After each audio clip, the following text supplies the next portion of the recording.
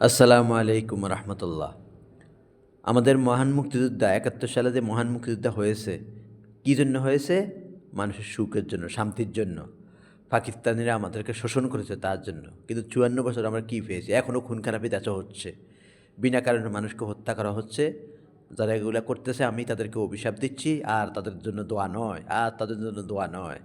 কারণ বহুত ওয়াজ মাহফিল স্বাধীনের পর থেকে দেশে করা হয়েছে। আলেম ওলামারা বলছে, কোরআন হাদিসে বলছে অন্যায় মানুষকে হত্যা করো না। কোরআন হাদিসের দ্বারাই বলছে তোরা ভালো হোসনি, তোরা নিরীহ মানুষকে হত্যা করিস, আল্লাহ তোদেরকে হালাক করুক, মহান রব্বুল আলামিন তোদেরকে হালাক করুক, মহান রব্বুল আলামিন তোদেরকে হালাক করুক, মহান রব্বুল আলামিন তোদেরকে হালাক করুক, মহান রব্বুল আলামিন তোদেরকে হালাক করুক।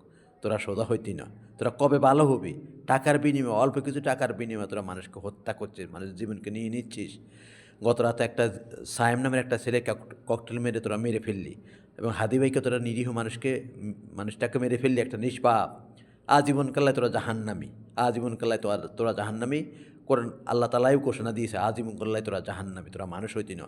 আর যেসব মা বাপ সন্তানদের খোঁজখবর লয় না, সন্তান কী করতেছে না করতেছে, অপরাধের সাথে জড়িত আছে, ওইসব মা বাপ হচ্ছে কুলাঙ্গার। মা বাপ যারা সত্যিকারী মা বাপ, তারা সত্যিকারী মা, সত্যিকারী বাপ। মার কোনো তুলনা নেই। কিন্তু যেসব মা বাপ এখন বর্তমানে ৯০% মা বাপ সন্তানদেরকে সঠিক পথে পরিচালনা করছে না, এটা আমি বলতে চাই। মা বাপ সন্তানদের সঠিক পথে পরিচালনা করছে না। টাকা কামাবার মেশিন বানাইতেছে সন্তানদেরকে, টাকা কামাইবার মেশিন। এই জন্য সন্তান অপরাধের সাথে জড়িত হচ্ছে, অপরাধ করছে।